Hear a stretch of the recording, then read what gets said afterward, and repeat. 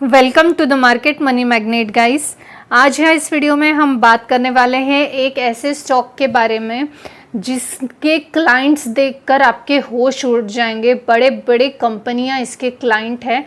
Stock का price सिर्फ under 200 rupees है। अब आप सोचेंगे इतना सस्ता स्टॉक होने के बाद उसमें कोई क्वालिटी नहीं होगी, ऐसा नहीं है।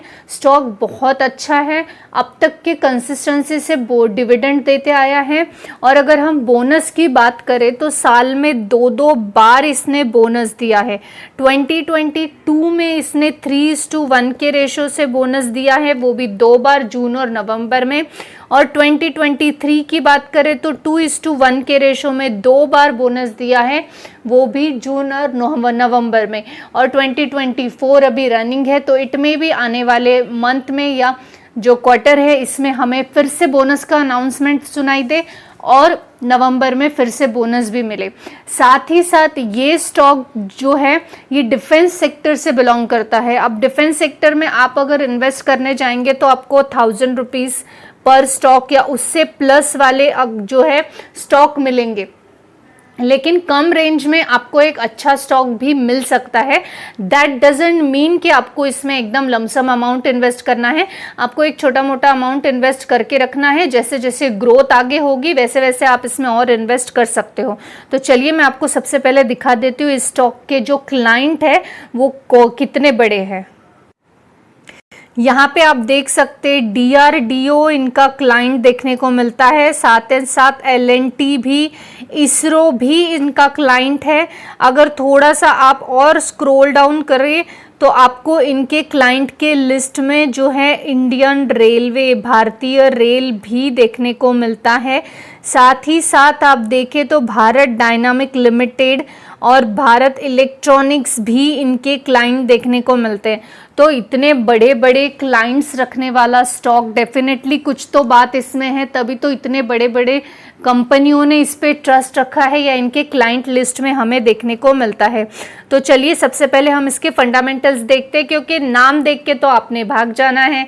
बिना फंडामेंटल्स जाने अगर आप इन्वेस्ट कर देते हो तो डेफिनेटली रॉन्ग डिसीजन भी हो सकता है। तो पहले हम देखेंगे इसके फंडामेंटल्स।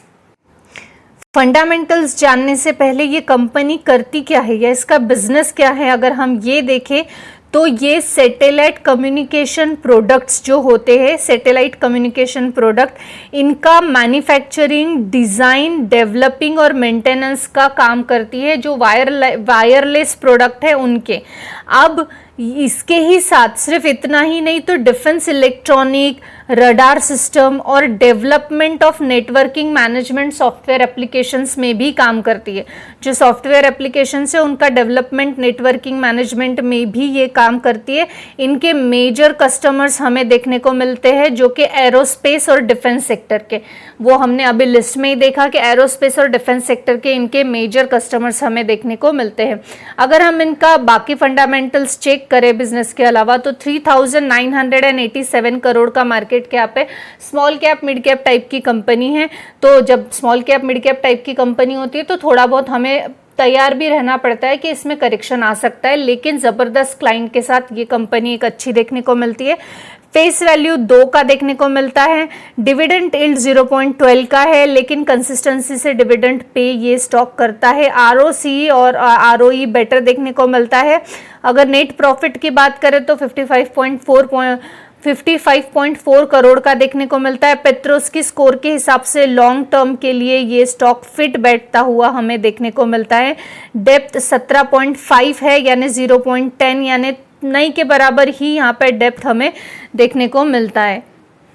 यहाँ पे आप यहाँ पे देख सकते हैं हमने बैलेंस शीट ओपन किया है। रिजर्व्स की अगर हम बात करें तो 39 करोड़, 48 करोड़, 62, 80, 96 एंड 123 करोड़, यानी ग्रोइंग मैनर में रिजर्व्स हमें देखने को मिलता है। बोरोइंग बिल्कुल बोरोइंग नहीं था, कंप्लीट डेप्थ फ्री थी, फिर थोड़ा बहुत बोरोइंग डेफिनेटली किया गया है कंपनी की तरफ से। अब बोरोइंग होना कोई गलत बात डेफिनेटली नहीं है। अगर हम प्रॉफिट एंड लॉस अकाउंट की बात करें तो आप देख सकते हैं यहाँ पे सेल्स 52 करोड़, लेन 78 करोड़, 105 करोड़, 154 करोड़ एंड 224 करोड़ का सेल्स हुआ है। यानी सेल्स कंसिस्टेंसी से ग्रोइंग मैनर में देखने को मिल रहा है, साथ ही साथ हमें एक्सपेंसेस भी देखने को मिल रहे हैं।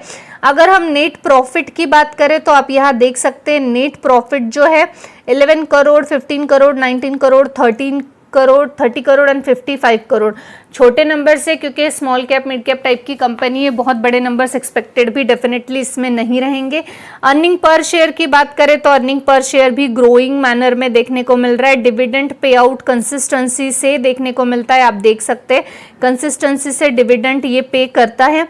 अगर हम इसका compounded sales growth last 10 year का देखें तो 33% का देखने को मिलता है। लास्ट 5 ईयर्स में ये 35% का CAGR देखने को मिल रहा है। लास्ट 3 साल की बात करें तो 42% का हमें ये CAGR कंपाउंडेड ग्रोथ देखने को मिलता है सेल्स में। अब अगर हम प्रॉफिट की बात करें तो भी लास्ट अगर हम 5 ईयर्स की बात करें तो 42% का है जो प्रॉफिट ग्रोथ है, और अगर हम 3 साल की बात करें तो 54% का लास्ट 3 सालों में प्रॉफिट ग्रोथ हमें स्टॉक में देखने को मिलता है। अब मेन चीज़ जो कि है शेयर होल्डिंग पैटर्न। अब यहाँ पे आप देख सकते हैं शेयर होल्डिंग पैटर्न में जो है प्रमोटर का होल्डिंग 40% का है, 40.10, जो कि अभी 14 में थोड़ा सा कम होता हुआ हमें देखने को मिल रहा है। DIS FIS का प्रेजेंस नहीं है। पब्लिक 59, करीबन 60% की पब्लिक यहाँ पे देखने को हमें मिल रही है। अब ऐसा स्टॉक एक रिस्की स्टॉक डेफिनेटली हो सकता है, क्योंकि यहाँ पे ज़्यादा होल्डिंग्स पब्लिक के पास है और प्रमोटर के पास कम होल्डिंग्स देखने को मिल रही है। लेकिन ऐसा होता कि ये स्टॉक पूरे डूब ही जाएगा, क्योंकि प्रमोटर का होल्डिंग कम होता है लेकिन FIS DIS ज़्यादा होते हैं। लेकिन यहाँ पे FIS DIS भी नहीं है और पब्लिक का होल्डिंग ही ज़्यादा देखने को मिल रहा है। तो ऐसे में हमें इन्वेस्ट करना चाहिए या नहीं, इस सवाल का जवाब भी आपको वीडियो के अंत तक मिल जाएगा। अब हम कौन से स्टॉक के बारे में बात कर रहे हैं, तो हम बात कर रहे हैं गाइस अवंटेल शेयर लिमिटेड, अवंटेल लिमिटेड के बारे में। अवंटेल लिमिटेड जो है आप देख सकते हैं 163 रुपीज़ का स्टॉक देखने को मिलता है। 14 जून को करीबन 16% से ये तेज़ी में देखने को मिल रहा था। 1 ईयर का अगर आप देखेंगे रिटर्न्स तो करीबन 40% के रिटर्न्स इसने 1 साल में बना के दिए हैं। और अगर हम 5 साल की बात करें तो करीबन 5 सालों में 4000% से ज़्यादा के रिटर्न्स बनाकर ये स्टॉक ने दिए हैं। अब 4000% से ज़्यादा के रिटर्न्स जो मिले हैं ये उनको नहीं मिले जो बीच में से एंटर किया। आप यहाँ देख सकते कि जो स्टॉक है इसने जब ये स्टॉक मार्केट में आया था यानी 2019 में लिस्ट हुआ था, उसके बाद एक लंबे समय तक ये स्टॉक जो है एक कंसिस्टेंसी की एक ही रेंज में रहा है और 2023 से इसने अच्छी पकड़ जो है ये पकड़ी हुई हमें देखने को मिल रही है। लेकिन फिर भी आप देख सकते हैं यहाँ पे एक अच्छा मोमेंटम आने के बाद यहाँ पे जो है करेक्शन भी होता है और फिर थोड़ा ऊपर जाकर हम फिर से करेक्शन भी एक्सपेक्ट कर सकते हैं स्टॉक से। तो बेसिकली 19 से ये स्टॉक को अगर हम ट्रैक करें तो 19 से लेके अब तक इसने 4000% के रिटर्न बना के दिए हैं। और जब ये स्टॉक लिस्टेड हुआ था 2001 में, तब से लेके अब तक के 30,000% के रिटर्न ये स्टॉक की तरफ से बनाकर मिले हैं। अब आप सोचेंगे 2001 में लिस्टेड स्टॉक है और इसका प्राइस इतना कम कैसे किया अभी भी। तो ये स्टॉक का स्प्लिट भी हुआ है गाइस, साथ ही साथ ये बोनस भी देता है हर साल। और आपको पता है बोनस के रेशो के हिसाब से स्टॉक में करेक्शन भी आता है, प्राइस कम भी होता है। इस वजह से ये स्टॉक आपको इस रेंज में आज मिल रहा है। अब ये स्टॉक में हमने देखा फंडामेंटल्स अच्छे देखने को मिल रहे हैं, जो इसके क्लाइंट्स है ये बहुत अच्छे देखने को मिल रहे हैं, स्ट्रॉन्ग देखने को मिल रहे हैं, बोनस दे रहा है, डिविडेंड कंसिस्टेंसी से दे रहा है, कंटिन्यू प्रॉफिट जनरेट कर रहा है, फंडामेंटल्स अच्छे हैं। प्रॉब्लम सिर्फ शेयर होल्डिंग पैटर्न में हमें देखने को मिल रही है, वो ये कि प्रमोटर का होल्डिंग 40 है और करीबन 60% जो है ये पब्लिक है। अगर प्रमोटर और होल्डिंग कम करते तो डेफिनेटली ये स्टॉक थोड़ा सस्पिशियस देखने को हमें मिलेगा। अब यहाँ पे मोस्ट इम्पॉर्टेंट जो हमारा क्वेश्चन है वो ये स्टॉक में इन्वेस्ट करना है या नहीं। तो देखिए गाइस, स्टॉक डिफेंस सेक्टर में एक बहुत अच्छा रोल प्ले कर रहा है, तभी डिफेंस के इतने बड़े बड़े जो कंपनियां हैं इसके क्लाइंट है। और इसकी जो कॉम्पिटिटर कंपनियां हैं तेजस नेटवर्क वगैरह, इस रेंज में ये अभी भी है। तेजस नेटवर्क का प्राइस आप देख सकते हैं मोर देन 1000 का है। तो एक कम रेंज में आपको एक डिफेंस सेक्टर का एक अच्छा ग्रोइंग स्टॉक मिल रहा है। लेकिन इसका मतलब ये नहीं है कि आप इसमें लमसम अमाउंट लगा दो या बहुत सारा आपके पोर्टफोलियो का हिस्सा इसमें आप 2, 4, 5% का कर लो। आप एक छोटा अमाउंट लगा सकते हो, एक छोटे अमाउंट के साथ शुरू कीजिए।